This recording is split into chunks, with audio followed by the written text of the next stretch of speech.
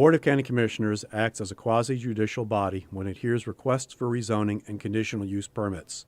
Applicants must provide competent, substantial evidence establishing facts or expert witness opinion testimony showing that the request meets the zoning code and comprehensive plan criteria. Opponents must also testify as to facts or provide expert testimony whether they like or dislike a request is not competent evidence. The board must then decide whether the evidence demonstrates consistency and compatibility with the comprehensive plan and the existing rules in the zoning ordinance, property adjacent to the property to be rezoned, and the actual development of the surrounding area. The board cannot consider speculation, non-expert opinion testimony, or poll the audience by asking those in favor or opposed to stand up or raise their hands. If a commissioner has had communications regarding a rezoning or conditional use permit request before the board, the commissioner must disclose the subject of the communication and the identity of the person, group, or entity with whom the communication took place before the board takes action on the request. Likewise, if a commissioner has made a site visit, inspection, or investigation, the commissioner must disclose that fact before the board takes action on the request. Each applicant is allowed a total of 15 minutes to present their request, unless time is extended by majority vote of the board. The applicant may reserve any portion of the 15 minutes for rebuttal. Other speakers are allowed 5 minutes to speak. Speakers may not pass their time to someone else in order to give that person more time to speak. Good evening and welcome to the October 2nd Planning and Zoning meeting for the Board of County Commissioners. We have a quorum. I'll call the meeting to order. We have an invocation tonight by Pastor Sean Ferguson with Faith Temple Christian Center. Sir, you're recognized, and thanks for being here. Thank you. Thank you, Mr. Chair, and thank you, Commissioners, for all that you do. I stand before you honored to be here, also representing the City of Rockledge, where I have served for the past 9 years as a city councilman. So it's an honor to be here to pray, to do invocation. Let us pray. Heavenly Father, we pause at the opening of this meeting to acknowledge your presence and to seek your wisdom. We thank you for this season of reflection and renewal, and for the opportunity to serve the citizens of Brevard County. Your word declares in Psalm 127, verse 1, except the Lord build the house, they labor in vain that build it. Except the Lord keeps the city, the watchman waketh, but in vain. Lord, we recognize that apart from you, our efforts cannot stand. Tonight, grant these fine commissioners the wisdom, the clear minds, the discerning spirits and hearts. May they work together continually in unity, guided by justice, compassion, and integrity for the good of all who call this county home. Lord, bless Brevard County with peace, protection, and prosperity, and may you continue to bless the United States of America. In Jesus' name, amen.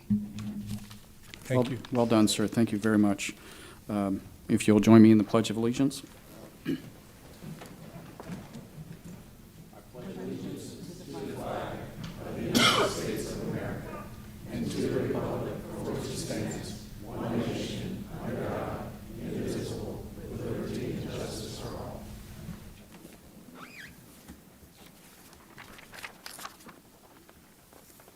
Okay, Commissioners, we do not have minutes tonight to approve. We don't have any resolutions. And so we're going to move into the consent. So here's what we're going to do. We're on consent. We're going to have F1 and F3.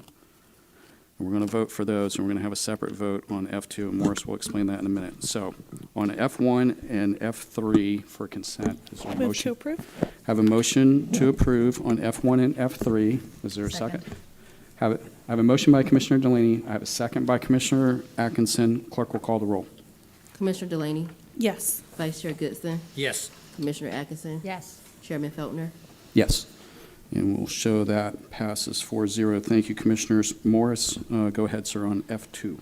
Yes, sir. On item F2, Commissioner Goodson is the manager of the limited liability company TG Rentals of Brevard LLC that is the subject of the binding development plan. This zoning item was previously approved by the board on August 7 with Commissioner Goodson abstaining, and Commissioner Goodson needs to abstain tonight, and he will be filing a conflict form with the clerk to the board. Okay, having explained that, Second. I have a motion by Commissioner Atkinson on F2. Have a second by Commissioner Delaney. Clerk will call the roll. Commissioner Delaney, Yes. Vice Chair Goodson, He's abstained. thank you. Commissioner Atkinson, Yes. Chairman Feltner. Yes, we'll show that passes 3-0. Okay, thank you for that, Commissioners. Very good. I don't think we have a G card, right? We do not. Okay, very good. All right, we're going to go on to H1 and 2. Trina. H1 and H2 are companion applications. I will read them into the record together. However, they'll need a separate decision. City Pointe Landfall LLC, being represented by Kimberly Rezanka, requests a small-scale comprehensive plan amendment under 24S.11 to change the future land use designation from Res 1, Res 2, Res 4, and NC to CC and Res 4 under application 24SS00009, located in District 1.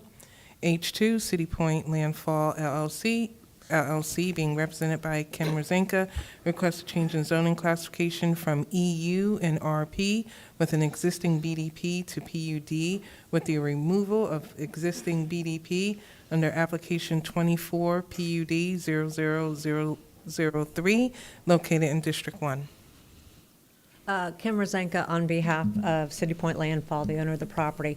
For H1 and H2, we're going to request a continuance. There's several reasons. One, we believe we've nearly got everything settled with the neighbors. We think they're mostly happy with the revised plan. There was an email that came in yesterday that asked us to do something we were agreeable to do, but we can't do it, so we want to work to make sure that the PDP does have a conservation shown on it, which will essentially do the same thing. Also, there's been some more comments we haven't seen yet.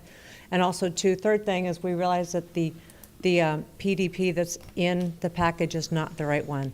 It's inconsistent where the walkway is. So we would ask to continue H1 and H2 to the November 6th agenda. I have a question about that. Okay, Commissioner Delaney. Billy, is with the rules as far as continuations go, can you explain that a little bit? In this situation, it would be within the board's discretion to continue. Okay. And as far as a conservation element, what is allowable right now without them having to start from scratch? When you say start, I think what Ms. Rezanka is saying is they would note it as conservation in the PDP. That could be done. I think what would change things if you were actually asking for a different land use. I think that's been suggested. That would require, I believe, a new advertisement and things of that nature. And would it being in the BDP, would that be permanent? The PDP, Oh, that's PDP, the PDP, the sorry. preliminary development plan, which is Right. approved alongside a PUD. Right. Substantial changes would require come back to the board. Minor changes can be administrative depending on what they are. So- To be clear, sorry, I didn't mean to interrupt, but that's things like if you're adding units on that east side of the track here, that would certainly be considered a substantial change that would come back to the board. And we could actually put the conservation in a document and record it in the public record over those 2.36 acres. And so for a conservation, you mean a conservation easement? Yes, ma'am. And is that a permanent thing? I'm going to defer to Morris on the mechanics of a conservation easement and its permanency. Depending on how it's done, but I'd have to look at it and discuss what you have in mind. Okay. I've done it with other developments where you put it in the public record and it's very hard to change. It's in the public record, sub-record. But yes, I can work with Mr. Richardson on that as well. But that way, everyone will be sure that those wetlands would stay wetlands. Okay, Commissioner Atkinson. Just a quick question. I know when I was talking to staff, we talked about an easement in perpetuity. Is that the same thing that we're talking about here? Or is it different? I think that's similar to what she's proposing, but we could do it in a way that it could only be released in the future by the board, for example. I know that there's one family who has put forward a idea that I think is what Ms. Rezanka is talking about. But I've gotten a lot of other emails from people saying that they're still uncomfortable with the density increase. And it looks like there's a bunch of people here from the neighborhood tonight. And so it's hard for me to continue this on when people have been waiting and preparing for this. Okay. Morris, what's Kim has said she wants to continue. What do we need to do here? Well, it really is within the discretion of the board at this point because of the timing of the request. So, and because I think they have already moved it once as a matter of right. So if you could entertain a motion, if there is a motion, that would take precedence over other motions. But it's up to the board. Can I make a motion to hear this item tonight? So that wouldn't really be a motion. You would just hear the motion, or you would hear the item if there's no motion Or to hear the item table or tonight, sorry. continue. That's what I meant. No need for a motion to do that. You would need a motion to continue. Okay. Okay, so to go forward tonight or to continue, what is continuing for the board and for you? What does that allow us all to do if we Well, that's continue going this? to allow us to have the proper PDP in your package, which is not. Staff did not get the right PDP in there. I'm not saying it's their fault. I don't know if it's my engineer's fault, but it's not in your package, the proper one. Two, it's going to allow us to do a PDP that shows a conservation easement on it. So that's what you're approving. And three, to actually do a conservation recorded in the public record for the benefit of the public. So those are three things. And also it would allow me to see whatever these other comments are that Ms. Delaney has that I have not seen. So we can possibly meet with them as well. Okay, I think we need to make a decision here on. What whether- is I'd like to the- make a motion to continue. Commissioner Delaney, you're going to say something? What are the legal ramifications if we don't continue it, Morris? What does that mean for us?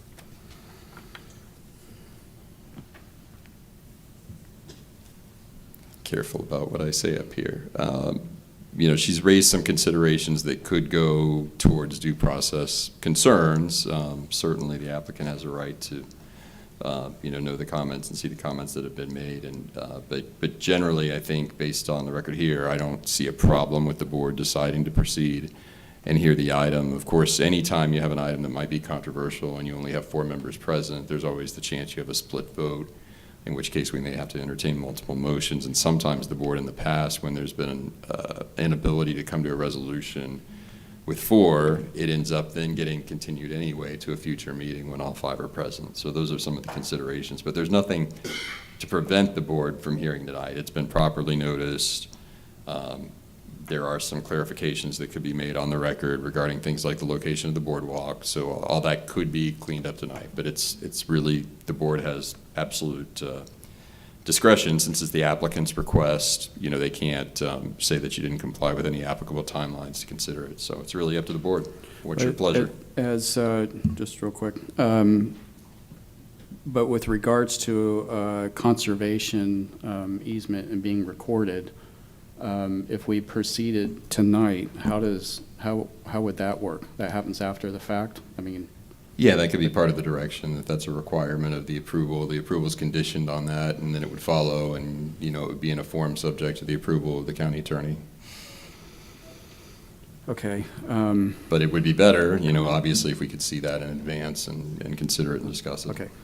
I think we had a motion, okay, to continue, and a second, okay? So we're going to do that, okay? So clerk will call the roll on the motion. Commissioner Delaney, No. Vice Chair Goodson, Yes. Commissioner Atkinson, Yes. Chairman Feltner. Yes. And we'll see you November 6th? Yes, thank you. That's right, okay.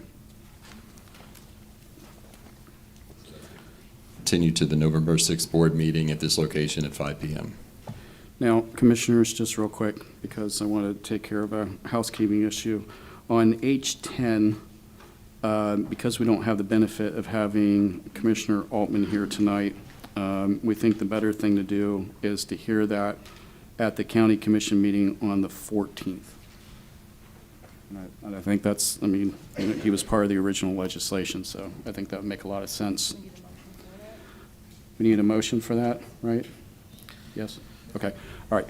Move to continue that item. All right, I have a motion by Commissioner Delaney. I have a second by Commissioner Atkinson. Clerk will call the roll. I'm moving H10 continuing it to the regular commission meeting on the 14th.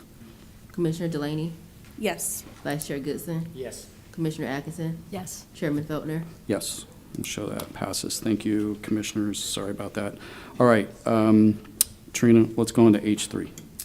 Item H3 and H4 will read into the record together. They're companion applications. However, they're going to need a separate decision. Michael S. Palo, being represented by Landon Scheer, requests a small-scale comprehensive plan amendment under 25S.13 to change the future land use designation from CC and Res 15 to all CC under application 25SS00007, located in District 4.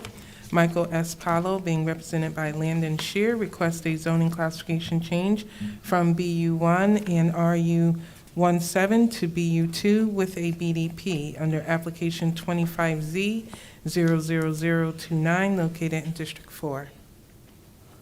Sir? Landon Scheer, Scheer Engineering, 1361 Highway 818, Satellite Beach. Just a little back history on the property. The family's owned this property for quite some time.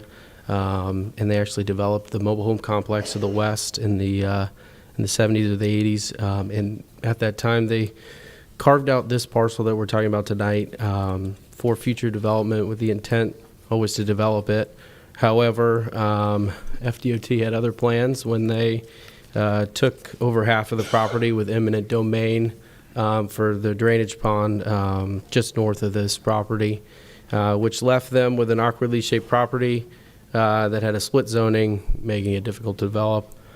So our main request tonight is to unify the zoning across the property for one commercial zoning and land use. The request is BU2 with a BDP to restrict all uses to be all BU1 uses with the addition of contractor, office, and storage in BU2, that being the only use in BU2. The property owner currently owns a HVAC and plumbing contracting company up in Rockledge, and they are outgrowing their operation now and are looking to relocate to this property to accommodate their future growth. And their request for the contractor outdoor storage really comes at the owner has the ability to get late evening and late afternoon deliveries for materials, and we're trying to be proactive against potential code violations for outdoor storage of materials. They deliver materials in box trucks and they drop them off outside the door, and if there's no guys around to bring them inside, then they would be left outside overnight until someone can get them in the morning and bring them inside. So this is being proactive against code violations, it not being an allowable use in the BU1 zoning. And so we're trying to, like I said, be proactive. This area is a true mixed use area with, there's Curb Pro, Paver Pro, a dentist office, marine and boat repair, a hair salon, the car spot, VFW, a daycare, commercial, vacant commercial, office space, gas station, office complex, doctor's office, and an aquatic center that's been approved but hasn't been under construction, along with a little bit of residential in the area. US 1 is a major 6-lane highway that provides sufficient capacity for this development, so there's no concerns for traffic there. The property has been evaluated by the environmentalists for wetlands, and there was no wetlands that were found on the site. There is a drainage ditch in the western portion of the site, and we have been in discussions with St. John's. We do have the ability to relocate it, obviously with appropriate permitting and calculations. There's a flood zone on the west side of the site, which is why we have situated the building where we have, away from the flood zone. We put the drainage area on the western side of the site strategically to mitigate any flood zone concerns. The deliveries and everything is going to be brought up to roll-up doors, which will be shielded from the right-of-way on the sides of the building.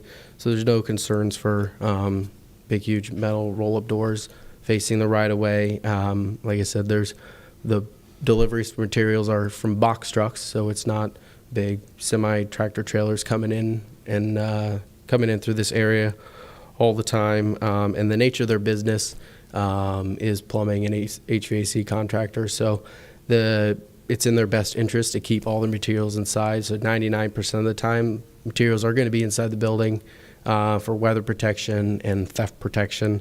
So in summary, our request is BU2 with a BDP that allows all BU1 uses, and the only BU2 use we're asking for is contractor office and storage, outdoor storage.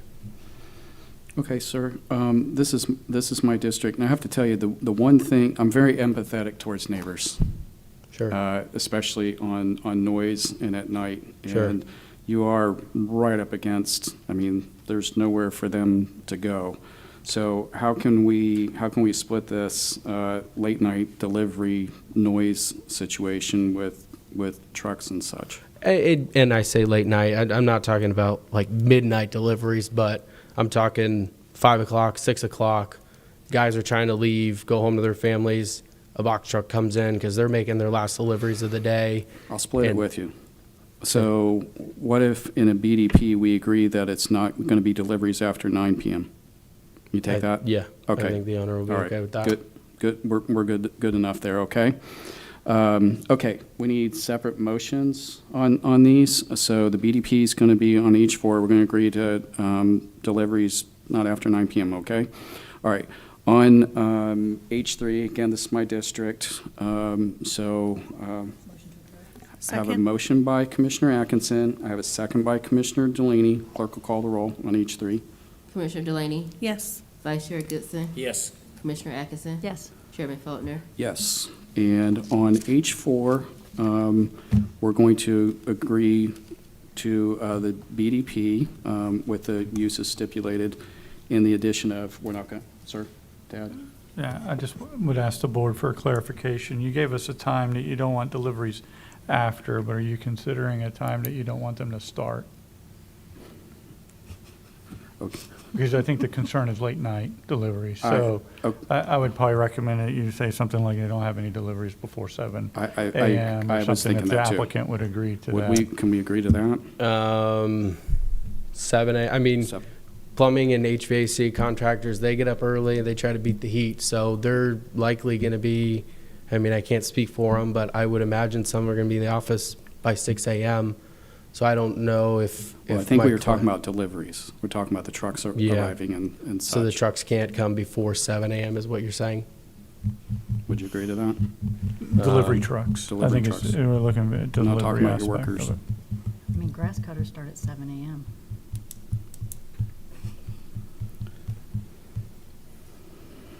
Is that what can we do 6? Let's do 7. Again, I don't mean to be difficult, but I have to think of all the folks that live next to you too. Sure. And I think we're splitting it here in a pretty reasonable way. So can we say that? Not before 7, not after 9 p.m. Okay. Okay, that's the BDP we're going to agree to. So moved. We're clear on that, everybody? Okay. I have a motion by Commissioner Delaney. Is there a second? Second. By Commissioner Atkinson. Clerk will call the roll. Commissioner Delaney, Yes. Vice Chair Goodson, Yes. Commissioner Atkinson, Yes. Chairman Feltner. Yes. If I may, just for clarification, that would also include the BDP to say they have all BU1 uses and the single BU2 use of contractors' offices, plants, and storage yards, just for clarification. Yes. That was all clarified, yes. Okay, all right, we're all clear on that. Yep. Sir, good job, okay. All right, very good, thank you for that, Commissioners. We're going to go to H5. Trina? The next item is H5, Boniface and Company Incorporated, being represented by Kimberly Rezanka. Requested zoning classification change from BU1 with a BSP to BU1 with removal of a BSP under application 25Z 00020 located in District 5. Okay, Kim, you're recognized. Good evening, Chairman, members of the County Commission. My name is Kim Rezanka with Lacey Rezanka in Melbourne, Florida. I'm here on behalf of Boniface and Company, Inc. With me is Neil Huta, who is the Chief Operating Officer of Boniface and Company. This is the Kia dealership on 192. This stems from a 1988 rezoning. This is the old Hauser Zoo. It was 46 acres at the time. It was rezoned to allow a BU1 use on the front, and with that came the binding site plan that had a hatched line that showed where a wall is supposed to be. In 2019, when they came forward with a site plan to put in the Kia dealership, they built it, they got their CO, they put a wall on the north side. West side, they no longer owned it, it's only 12 acres. And then on the east side, there was no wall required. We don't know why, but a CO was issued. Now they've gone to expand to add service bays on the existing footprint, on the existing area that's paved, and it's on sort of on the east side. And so it was noted that they don't have a wall on the east side. Now there is a right-of-way and drainage easement on the east side. They've been there for 5 years. They've had no complaints. They want to move forward with their expansion without having to build a wall all along the east side of their property. So again, this is just to allow them to add a service building on an existing parking lot. It's going to be inside, air-conditioned, all enclosed. They are not abutting any residential property to the east. They are abutting property to the north, but there's a 6-foot masonry wall. I provided a package to P&Z. It's in your packaging, starting there at page 769. I have extra copies if anyone wants them, but I know you all have lots of paper and you have books and all that. So that was just to show you the location. But it does show on page 778 and 779 the pictures of the concrete 6-foot wall. There's also in your packet at page 780, this was the as-built from 2020 that shows the 6-foot concrete wall all the way to the east side of the property line. And then on page 781, you have the proposed site plan that's under review by your staff. And it shows the location of the enclosed 1-story building. None of the trees are going to be removed. Nothing's going to be changed because they are building on existing asphalt. So the 200-plus area of foliage is going to stay. The trees have been there forever. They're not going to remove them. And so we're asking for the removal of the binding site plan so they do not have to build the wall on the east side. I overcomplicated it for P&Z, so I've kind of shortened it. If you have any questions, I'm happy to answer. Mr. Huda is here to answer any questions, but they've never had any complaints.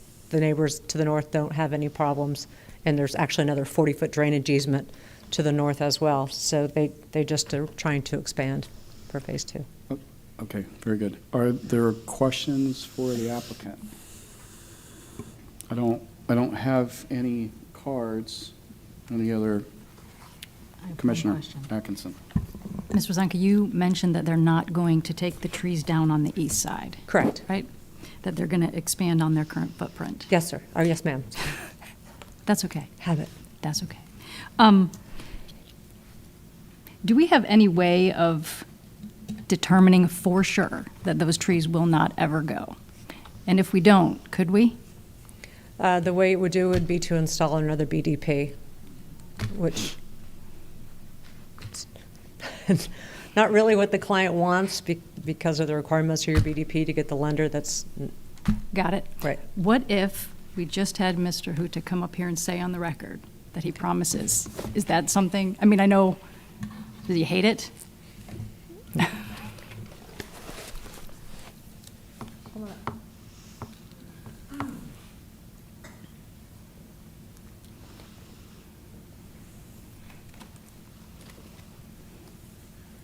Good evening. I am Neil Huta, operating officer of Boniface and Company. And we have not touched that woods area for 5 years. Mm-hmm. We have no plans on doing it. I sure hate to say we'd never do anything because you just don't know what's going to happen in life. Mm-hmm. But we are we're trying to be very good neighbors. We're very cognizant of our neighborhood Mm-hmm. to the north.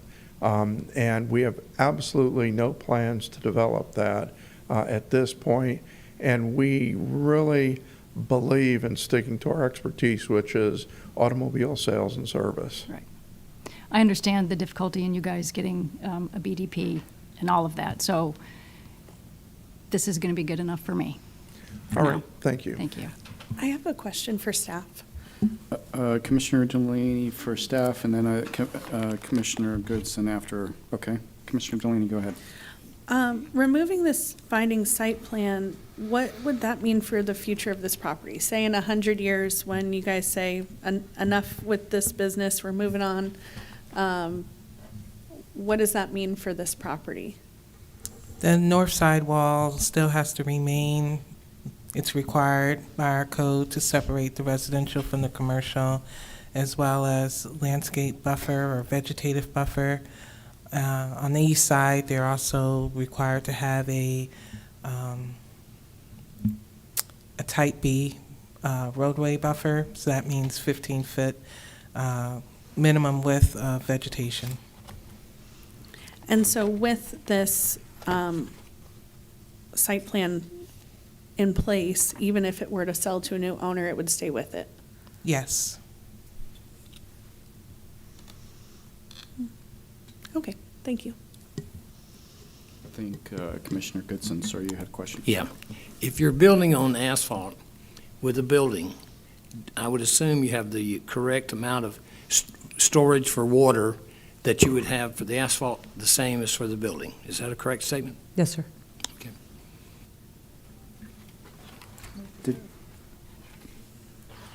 Okay. Commissioner Atkinson moves to approve. Is there a second? I'll second. I have a second by Commissioner Goodson. Clerk will call the roll. Commissioner Delaney, Yes. Vice Chair Goodson. Yes. Commissioner Atkinson. Yes. Chairman Feltner. Yes. We'll Thank show you. that passes. Okay, Commissioners, we're going to go on to H6, and I don't think I have a card. Now, H6 is 5125 South LLC. Request a CUP for alcoholic beverages for on-premises consumption accessory to a bar and game hall in Suite 3 in BU1 zoning classification under application 25Z00021, located in District 2. okay, we don't have the applicant here. Commissioner Goodson, your district, sir, what are... I'd make a motion for approval. Okay. Have a motion to approve. By the way, any other questions? You have a question? I'm sorry. So I don't know if staff, do you have any updates for us about this business, this property, the situation? Because No. during our briefing, you guys had mentioned there's some uncertainty going on with this. So the applicant failed to appear at P&Z twice. That was why P&Z recommended denial of this application. It's in the board's discretion to approve it, deny it. If the applicant was here, another option might be to send it back to P&Z, but with the applicant, it would appear that the applicant is no longer interested in this application, but in any case, they're not here. Chair, if that's the case, I'll pull my motion, okay? Okay. So you're not interested in a motion Nope. to approve? Nope. Okay. All right. Are there any other questions on this? I don't have any cards. Is there any discussion on this beyond that? Okay. All right. Is there a motion to deny it? So moved. Second. All right. Have a motion to deny by Commissioner Goodson. Have a second by Commissioner Atkinson. Clerk will call the roll. Commissioner Delaney, Yes. Vice Chair Goodson. Yes. Commissioner Atkinson. Yes. Chairman Feltner. Yes. I'll show that one denied. Okay. H7, Trina. Vincent and Sherry Gugula, being represented by Thomas Neidert, request a CUP for an accessory structure under application 25Z00026, located in District 3.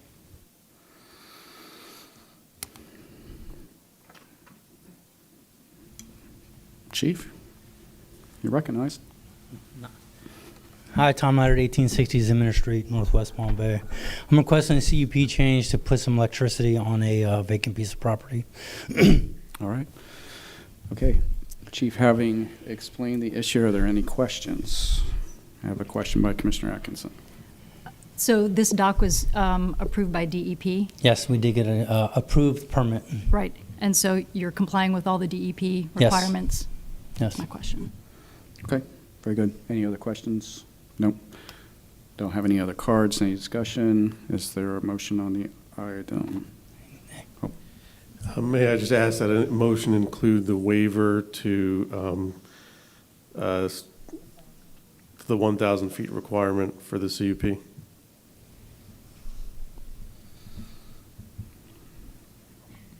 Billy, can you explain that for me, please? Yes, ma'am. The code for a dock such as this, the dock as an accessory to a principal structure that's in a neighborhood, typically requires 1,000 feet. However, the board has the ability to waive that requirement if the dock was established prior to 2008.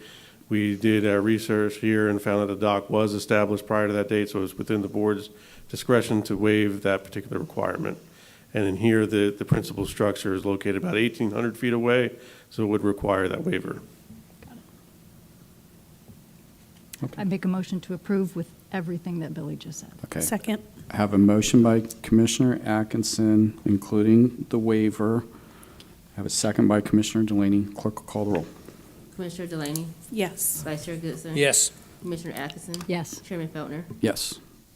Congratulations, Chief. Thank you, Chair. Appreciate it. All right. Okay. Commissioners, we'll go on to H8. The Viera Company, being represented by Jose Pazmino, requests a CUP for on-premises alcoholic beverage consumption under application 25Z00032, located in District 4. Sir? Good evening, Commissioners. Good to My see you name again. is Jose Pazmino, 500 West Monroe, Chicago, Illinois. I'm here with Arco Murray on behalf of Top Golf to ask for a CUP for on-beverage consumption of alcoholic beverages. I said beverages twice. Okay. I think when we approved Top Golf before, it was here for all of about 35 seconds. So I wasn't think this was going to be a hard one either. This is my district, Commissioners.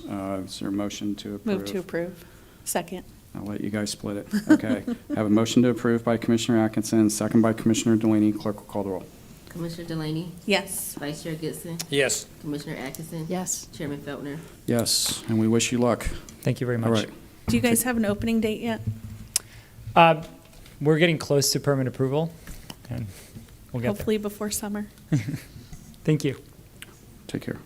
Right, on H9.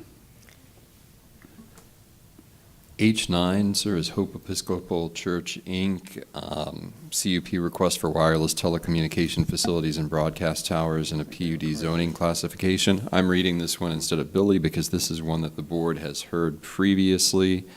The board heard this request, denied the CUP. The board decision was challenged by the applicant under the Federal Telecommunications Act, and we have had the Middle District Court, Federal District Court and the 11th Circuit Court of Appeals tell us that under the Telecom Act that the board needs to issue the permit, and we in fact have a mandate that the CUP should be issued, and I'm going to ask the board for a motion to issue the CUP, but subject to the conditions recommended by the county's consultant Cityscape in its telecommunications site review dated August 18 of 2023. This is a mandate of the court. It's not a board decision that this is a good fit for the tower, but based on the record before the court has directed the board that that's the required action. So moved. Okay. I have a motion by Commissioner Delaney. Is there a second? Second. I have a second by Commissioner Atkinson. Clerk will call the roll. Commissioner Delaney, Yes. Vice Chair Goodson. Yes. Commissioner Atkinson. Yes. Chairman Feltner. No. And we'll show that passes. Thank you. Okay. H10 we already took care of. I think I've got one card for public comment. Trevor Tezel. Did I say that right, or Teasel? Tezel. All right. Put an accent mark over that part. You recognize, sir. Good evening, Commissioners. My name is Trevor Tizell. I live in Suntree. I'm a lifelong Brevard County resident. Since the county recently passed its budget, I see no better time to begin advocating the Commission to provide funding in the fiscal year 2026-2027 budget for universal body-worn cameras for deputies of the Brevard County Sheriff's Office. Let me start by saying that I am a strong supporter of our law enforcement officers, and I believe that anyone who holds themselves out to be a strong supporter of law enforcement would see the imperative of a policy providing for universal body-worn cameras for Brevard County Sheriff's deputies and municipal police officers. For how else can an officer establish a defense for himself or herself without that crucial evidence? Now, it's true under current legal standards, there are significant protections for law enforcement officers whose actions evidence an objective belief that the use of force is reasonably necessary to protect against imminent risk of harm. But are we kidding ourselves that our officers are not at risk of one day being railroaded by a justice system that sometimes shows it's susceptible to manipulation by the prevailing political winds of the time? What happens when the shoe is on the other foot? Look, I realize that this year's budget process is complete. I've also been following the development and passage of that budget, and I appreciate the extremely hard choices that you all have had to make. Over the coming meetings, over the coming months, I hope to make the case to this body for why this funding for BCSO has to be prioritized, even if it requires resorting to extraordinary measures to raise the money to do so. I know money is tight, but this should not be a barrier to ensuring that our law enforcement officers are appropriately outfitted to serve and protect. Let's not wait to take action until some incident inevitably arises where someone gets unfairly maligned and potentially unjustifiably prosecuted, whether it be an officer or a citizen. Thank you for your time tonight. Thank you, sir. Okay, Commissioners, we'll move into board reports. Tad and board report. Sir? No report, Mr. Chair. Mr. County Attorney. And board No report, sir. Okay. Commissioner Delaney, board report. No report. Okay. Commissioner Goodson. No. Sir? Commissioner Atkinson. No report. And I don't have anything. We'll see you on the 14th at the commission meeting, right? Okay, very good. Thank you, everyone.